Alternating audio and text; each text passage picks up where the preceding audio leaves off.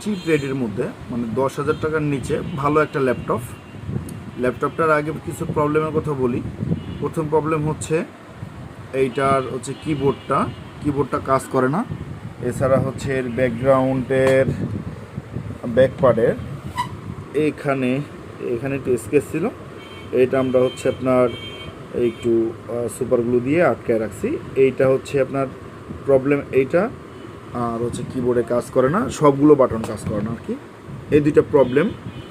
আর এইটার হচ্ছে থিঙ্কপ্যাডের T440 ল্যাপটপটা খুব স্পিড আর একটি ল্যাপটপ, এই বাজেটের মধ্যে ভালো একটা ল্যাপটপ। আর এইটার হচ্ছে কনফিগারেশনটা আমি একটু দেখাই। এটা হচ্ছে কোরাই 5 4300 প্রসেসর।